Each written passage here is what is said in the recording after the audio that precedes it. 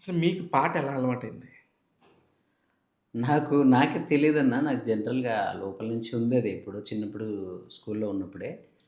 అమ్మ కొంచెం పాడేది. హ్మ్. అమ్మ గోపమ్మ అమ్మ పేరు. సో, అమ్మ ఎన్టీఆర్ గారి, ఘంటసాల గారి పాటలవన్నీ గూడా ఇంట్లో తను పని జేసుకుంటున్నప్పుడు పాడేది. బట్ ఆమె ప్రొఫెషనల్ సింగరా కాదా అని ఆమెకి తెలీదు, మాకు తెలీదు. తెలియకుండా వచ్చేసింది. అలా అలా నేను స్కూల్‌లో ఉన్నప్పుడు ఇంకా హనుమంతరావు సార్ అని, అరుణ టీచర్ అని ఉండేవాళ్ళు మాకు. తను వాళ్ళు ఎంకరేజ్ చేయడంతో ఇంకా అలా అలా స్కూల్‌లో జరిగే అకేషన్స్‌లో స్టార్ట్ చేయింది. అక్కడ స్టార్ట్ అయిన పాట ఇక్కడి దాకొచ్చింది. అంటే అసలు మీలో ఒక రైటర్ ఉన్నాడు. ఒక పాటగాడున్నాడు. ఒక మాటగాడున్నాడని మిమ్మల్ని మీరు ఇన్వెంట్ జేసుకున్న సందర్భం.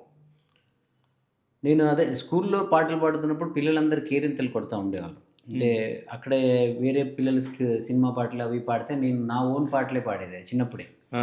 ఏ సినిమా పాటలు నేను పాడకపోయేది. ఆ అకేషన్ ఏంటో ముందే తెలుసుకొని సిక్స్త్, ఫిఫ్త్ క్లాసులలో ఉన్నప్పుడే దానికి నేనే సొంతంగా ట్యూన్ కట్టుకొని, నేనే రాసుకొని పాడేది. ఆ పాటని పిల్లలంతా నేర్చుకొని మళ్ళీ వాళ్ళు పాడడం స్టార్ట్ చేసేవాళ్ళు. ఆ! ఓహో! అంటే జనరంజకంగా పాటలు చేయడం, జనాలను కనెక్ట్ చేయడం అనేది నాలో ఉంది అనేది నాకు అర్థమైంది.